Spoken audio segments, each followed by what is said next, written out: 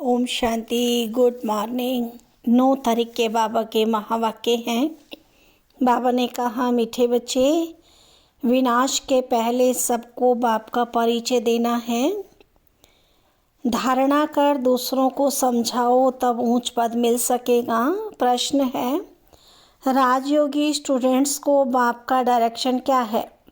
बाबा कहते तुम्हें डायरेक्शन है कि एक बाप का बनकर फिर औरों से दिल नहीं लगानी है। प्रतिज्ञा कर फिर पतित नहीं बनना है। तुम ऐसा संपूर्ण पावन बन जाओ जो बाप और टीचर की याद स्वतः निरंतर बनी रहे। एक बाप से ही प्यार करो, उसे ही याद करो, तो तुम्हें बहुत ताकत मिलती रहेगी। ओम शांति। रूहानी बाप बैठ समझाते हैं। समझाते तब हैं जबकि ये शरीर है। सम्मुख ही समझाना होता है। जो सम्मुख समझाया जाता है वह फिर लिखत के द्वारा सबके पास जाता है। तुम यहाँ आते हो सम्मुख सुनने के लिए। बेहद का बाप आत्माओं को सुनाते हैं। आत्मा ही सुनती है, सब कुछ आत्मा ही करती है इस शरीर के द्वारा। इसलिए पहले पहले अपने को आत्मा जरूर समझना है। गायन भी है ना, आत्माएं परमात्मा अलग रहे बहुकाल। तो हम बहुत समय से बाबा से बिछड़े हुए हैं। सबसे पहले पहले बाप से कौन बिछुड़ कर आते हैं यहाँ पाठ बजाने। तुमसे पूछेंगे कितना समय तुम बाप से अलग रहे हो, तो तुम बता सकेंगे 5000 वर्ष। पूरा हिसाब है ना। ये तो तुम बच्चों को पता है कैसे नंबरवार आते हैं। बाप जो ऊपर में थे वह भी अभी नीचे आ गए हैं। तुम सबकी बैटरी चार्ज करने अभी बाप को याद करना है। अभी तो बाप सम्मुख है। भक्ति मार्ग में तो बाप के ऑक्यूपेशन का पता ही नहीं है। नाम रूप देश काल को जानते ही नहीं। तुमको तो नाम रूप देश काल सब पता है ना, कि शिव का नाम शिव है, रूप ज्योतिर्बिंदु है, देश परम धाम का रहने वाला है, और संगम युग समय पर आते हैं। तो काल ये है कि बाबा इस समय आकर के कालों का काल बनते हैं और संगम पर ही आकर हमें वापस ले जाते हैं। तो तुम जानते हो इस रथ द्वारा बाप हमको सब राज समझाते हैं। रचता और रचना के आदि मध्य अंत का राज समझाया है। ये कितना सूक्ष्म है। इस मनुष्य सृष्टि रूपी झाड़ का बीज रूप बाप ही है। वे यहाँ आते जरूर है, नई दुनिया स्थापन करना उनका ही काम है। ऐसे नहीं कि वहाँ बैठे स्थापना करते हैं। तुम बच्चे जानते हो बाबा इस तन द्वारा हमको सम्मुख समझा रहे हैं। ये भी बाप प्यार करना ही हुआ। बाप तो प्यार ही करते हैं, लेकिन बाबा कहते पढ़ाना भी प्यार ही है, सम्मुख आना भी प्यार ही है। तो ये बाप का प्यार करना हुआ ना। और कोई को उनकी बायोग्राफी का पता नहीं है। गीता है आदि सनातन देवी देवता धर्म का शास्त्र। ये तुम अभी जानते हो। इस ज्ञान के बाद विनाश जरूर होना है। और जो भी धर्म स्थापक आते हैं उनके आने पर विनाश नहीं होता है। विनाश का टाइम ही ये है। इसलिए तुमको जो ज्ञान मिलता है वह फिर खलास हो जाता है। तुम बच्चों की बुद्धि में ये सब बातें हैं। तुम रचता और रचना को जान गए हो। रचता और रचना को जान गए हो हैं दोनों अनादि जो चलते ही आते हैं। बाप का पाठ है संगम पर आने का। भक्ति आधा कल्प चलती है, ज्ञान नहीं चलता है। ज्ञान का वर्षा आधा कल्प के लिए मिलता है। ज्ञान तो एक ही बार सिर्फ संगम पर मिलता है। क्या क्लास तुम्हारा एक ही बार चलता है? यह क्लास जो अभी हम पढ़ रहे हैं संगम पर, क्या एक ही बार चलता है? ये बातें अच्छी रीति समझकर फिर औरों को समझाना है। उन्हें बताना है कि भगवान पूरे कल्प में संगम पर ही आकर एक ही बार आकर हमें पढ़ाते हैं। और पढ़ाई के आधार से ही पद मिलता है। तो पद का सारा मदार सर्विस करने पर है। तुम जानते हो, पुरुषार्थ कर अब नई दुनिया में जाना है। धारणा कर दूसरों को समझाना, इस पर ही तुम्हारा पद है। विनाश होने के पहले सबको बाप का परिचय देना है और रचना के आदि मध्य अंत का परिचय देना है। तुम भी बाप को याद करते हो कि जन्म जन्मांतर के पाप कट जाए।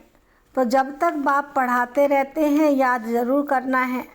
पढ़ाने वाले के साथ योग तो रहेगा ना। टीचर पढ़ाते हैं तो उनके साथ योग रहता है। योग बिगैर पढ़ेंगे कैसे? योग अर्थात पढ़ाने वाले की याद। ये है, बाप भी है, टीचर भी और सतगुरु भी है। तीनों रूप में पूरा याद करना पड़ता है। ये सतगुरु तुम्हें एक ही बार मिलता है। ज्ञान से सद्गति मिलती है, बस फिर गुरु की रस्म ही ख़त्म। तो बाप टीचर की रस्म चलती है, गुरु की रस्म ख़त्म हो जाती है। सद्गति मिल गई ना।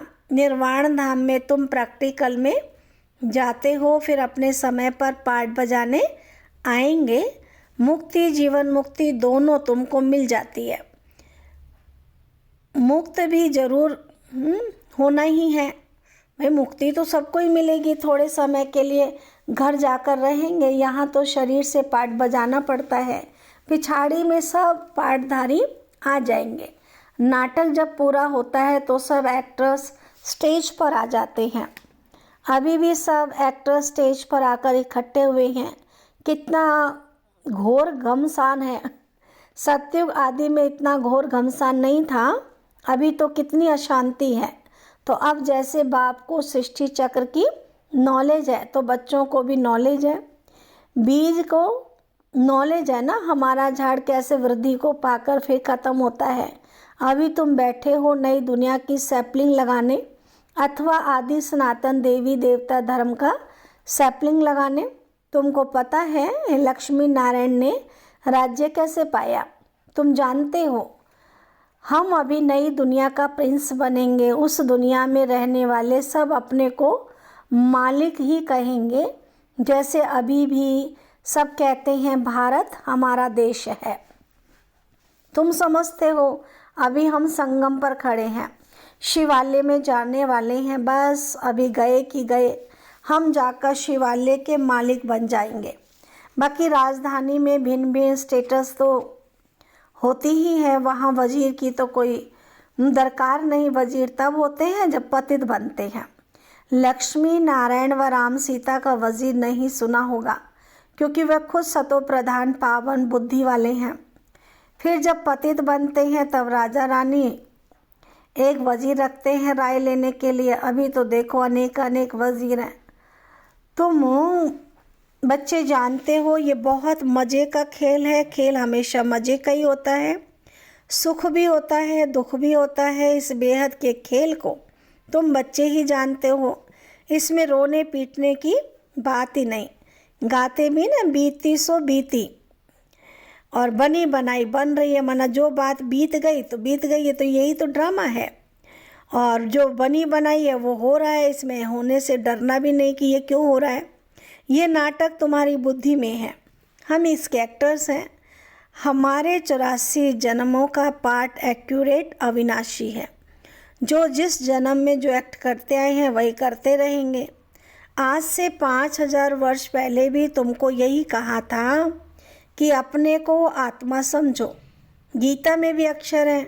तुम जानते हो बरोबर आदि सनातन देवी देवता धर्म जब स्थापन हुआ था तो बाप ने कहा था, देह के सब धर्म छोड़ अपने को आत्मा समझो और बाप को याद करो। मन मनाभाव का अर्थ तो बाप ने अच्छी रीति समझाया है। भाषा तो यही है। यहाँ देखो कितनी ढेर भाषाएं हैं। भाषाओं पर भी कितना हंगामा है। भाषा बिगड़ तो काम चल ना सके। ऐसी ऐसी भाषाएं सीख कर आते हैं जो मदर लैंग्वेज खलास हो जाती है। जो जास्ती भाषाएं सीखते हैं उनको इनाम मिलता है। जितने धर्म उतनी भाषाएं होंगी। वहाँ तो तुम जानते हो अपनी ही राजाई होगी, भाषा भी एक होगी। यहाँ तो 100 माइल पर एक भाषा है, वहाँ तो एक ही भाषा होती है। ये सब बातें बाप बैठकर समझाते हैं, तो उस बाप को ही याद करते रहो। शिव बाबा समझाते हैं ब्रह्मा के द्वारा। रथ तो ज़रूर चाहिए। शिव बाबा हमारा बाप है। बाबा कहते हैं मेरे तो बेहद के बच्चे हैं। बाबा इन द्वारा पढ़ाते हैं ना, टीचर को कभी गले से थोड़ी लगाते हैं। बाप तो तुमको पढ़ाने आए हैं, राजयोग सिखलाते हैं, तो टीचर ठहरा ना, तुम स्टूडेंट हो। स्टूडेंट कभी टीचर को बाकी पहनते हैं क्या?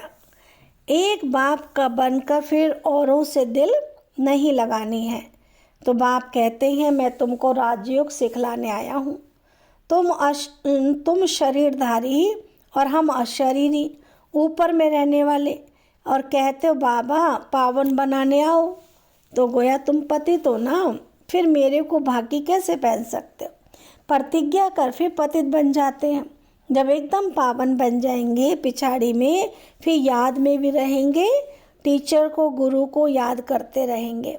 अभी तो छी बन पड़े हैं और ही 100 गुना दंड पड़ जाता है। ये तो बीच में दलाल के रूप में मिला है, उनको याद करना है।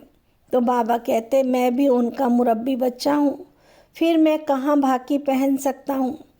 तुम फिर भी इस शरीर द्वारा मिलते हो, मैं उनको कैसे भाकी पहनूं? बाप तो कहते बच्चे तुम एक बाप को ही याद करो, प्यार करो।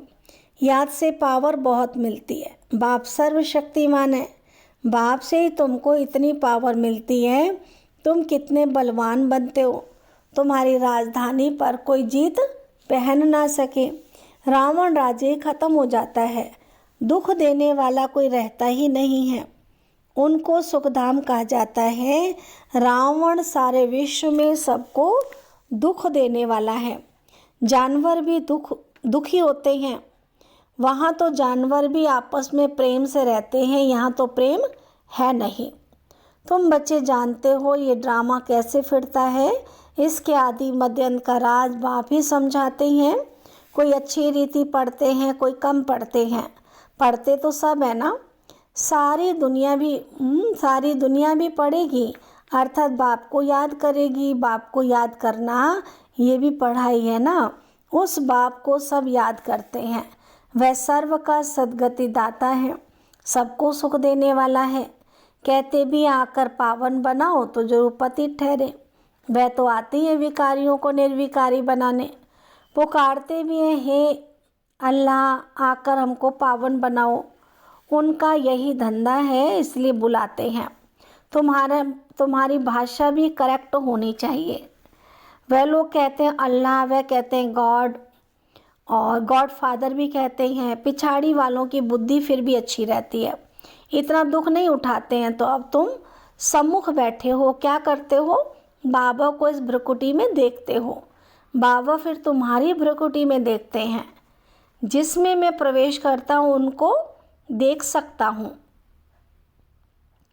वह तो बाजू में बैठा है। ये बड़ी समझने की बातें हैं। मैं इनके बाजू में बैठा हुआ हूँ, ये भी समझता है हमारे बाजू में बैठा है। तुम कहेंगे हम सामने दो को देखते हैं, बाप और दादा दोनों आत्मा को देखते हो। तुम्हारे में ज्ञान है। बाप दादा किसको कहते हैं? आत्मा सामने बैठी है। भक्ति मार्ग में तो आंखें बंद कर बैठ सुनते हैं पढ़ाई को। ऐसी थोड़ी होती है पढ़ाई कि आंख बंद करके। टीचर को तो देखना पड़े ना। ये तो बाप भी है, टीचर भी है, तो सामने देखना होता है। सामने बैठे और आंखें बंद हों, झुटका खाते रहें, ऐसी पढ़ाई तो नहीं होती है।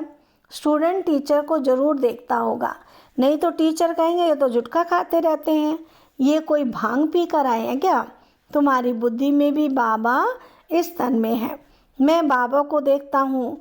बाप समझाते हैं ये क्लास कॉमन नहीं है। जो कोई आंखें बंद करके बैठे, स्कूल में कभी कोई आंखें बंद करके बैठते हैं क्या? और सत्संग को स्कूल नहीं कहा जाता है। बल गीता बैठ सुनाते, परंतु उसको स्कूल नहीं कहा जाता। वह कोई बाप थोड़ी है जिसको देखें। कोई शिव के भगत होते हैं तो शिव को ही याद करते हैं। कान से कथा सुनते रहते हैं। शिव की भक्ति करने वालों को शिव को ही याद करना पड़े। कोई भी सत्संग में प्रश्न उत्तर आदि भी नहीं होता है, यहाँ होता है। यहाँ तुम्हारी आमदनी बहुत है, आमदनी में कभी उबासी नहीं आ सकती। धन मिलता है ना तो खुशी होती है, उबासी गम की निशानी है। बीमार होगा और देवाला निकला होगा तो उबासी आती रहेगी। पैसा मिलता रहेगा तो कभी उबासी नहीं आएगी। बाबा व्यापारी भी है। रात को स्टीमर आते थे तो रात को जागना पड़ता था। कोई कोई बेगम रात को आती है तो सिर्फ फीमेल के लिए ही खुला रहता है।